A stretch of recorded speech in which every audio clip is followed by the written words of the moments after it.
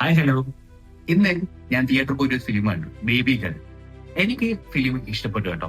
2.5 മണിക്കൂർ ഫാമിലിയും ഫ്രണ്ട്സും ഒക്കെ ആയിട്ട് പ്രത്യേകിച്ച് ഒരു എക്സ്പെക്ടേഷനും ഇല്ലാതെ പോയിട്ട് കാണാൻ പറ്റിയ ഒരു നല്ല ഫിലിമായിട്ടാണ് എനിക്ക് തോന്നിയത്. അപ്പോൾ ഇതിന്റെ സംവിധാനം നടത്തിയിരിക്കുന്നത് അരുൺ വർമ്മയാണ്. അതുപോലെ തന്നെ സ്റ്റോറി ബോബി ആൻഡ് സഞ്ജയ്, ഈ ടീമാണ് കേട്ടോ ഇതിന്റെ സ്റ്റോറിയും പിന്നെ അതുപോലത്തെ സംവിധാനങ്ങളൊക്കെ.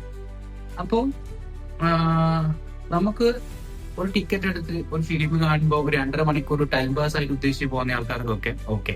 അല്ല, വലിയൊരു സ്റ്റോറി എക്സ്പെക്ട് ചെയ്തുകൊണ്ട് അല്ലെങ്കിൽ വലിയൊരു ത്രില്ലർ എക്സ്പെക്ട് ചെയ്തുകൊണ്ട് പോകുന്ന ആൾക്കാരാണെങ്കിൽ ഇതിലേക്ക് പോകണം. നമുക്ക് ഓക്കെ, ഫിലിം ഓക്കെ ആണ്, കണ്ടിരിക്കാം, നല്ലൊരു ഫിലിം. എനിക്ക് ഇഷ്ടപ്പെട്ടു, പേഴ്സണലി എനിക്ക് ഇഷ്ടപ്പെട്ടിട്ടുണ്ടായി.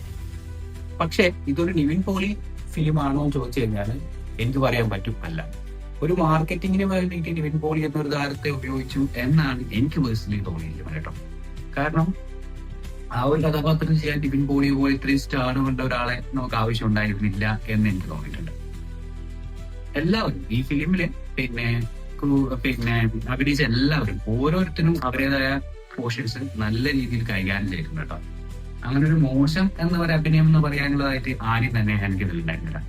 ഈ സ്റ്റോറി കഥ പറഞ്ഞു പോകുന്നത് ഒരു കുട്ടിയെ മിസ്സാവുന്നു, ഹോസ്പിറ്റല്, അവിടെയുള്ള നേഴ്സുമാര്, അവിടുത്തെ ഒരു അറ്റ്മോസ്ഫിയർ, അത് കഴിഞ്ഞ പോലീസ് സ്റ്റേഷൻ, ഇങ്ങനെയൊക്കെ ഒരു ചുറ്റിയിട്ടുള്ള ഒരു കാര്യമാണ്. എസ് എ വൺ ഡേ നടക്കുന്ന ഒരു സ്റ്റോറി. ആ മിസ്സിങ്ങും പിന്നെ അതിന്റെ അവസാനം കൊണ്ടൊരു ഹാപ്പി ഹാൻഡിങ്ങും ഒക്കെ കൊടുക്കുന്ന ഒരു നല്ലൊരു ഫിലിം.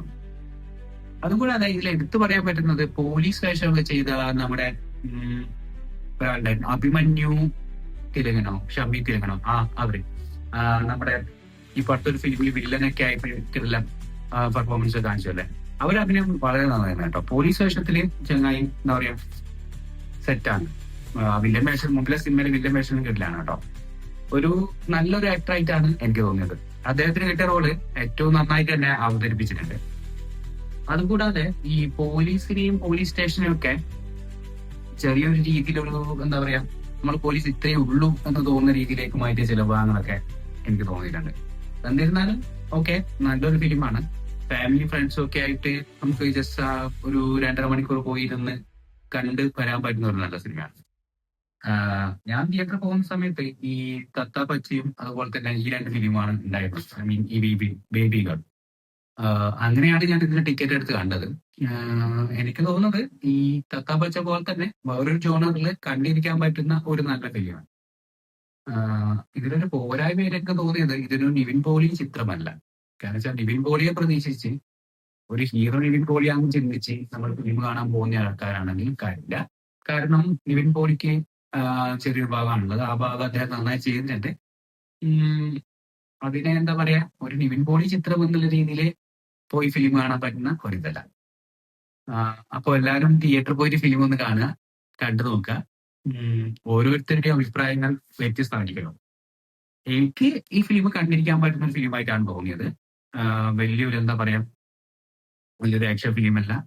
അതുപോലെ തന്നെ എന്താ പറയാ, നമ്മൾ കൂടുതൽ ചിന്തിപ്പിക്കുകയോ അതുപോലെ തന്നെ വലിയൊരു മെസ്സേജ് പാസ് ചെയ്യുക അങ്ങനത്തെ ഒന്നായിട്ടൊന്നും എനിക്കൊരു ഇതായിട്ട് തോന്നിയിട്ടില്ല. കാരണം ഒരു കണ്ടിരിക്കാൻ പറ്റുന്ന ഒരു ഫിലിം. ഒരു ത്രില്ലർ ആണെന്ന് ചോദിച്ചു കഴിഞ്ഞാൽ ത്രില്ലർ ആണെന്നും പറയാൻ പറ്റില്ല. പക്ഷെ നമ്മള് പിടിച്ചിരുത്തേണ്ട സ്ഥലങ്ങളിൽ പിടിച്ചിരുത്തുന്നുണ്ട്, ചിന്തിപ്പിക്കേണ്ട സമയം ചിന്തിപ്പിക്കുന്നുണ്ട്. ക്ലൈമാക്സില് പിന്നെ എന്താ പറയാ, ക്ലൈമാക്സിലെ ആ പോർഷൻസുകൾ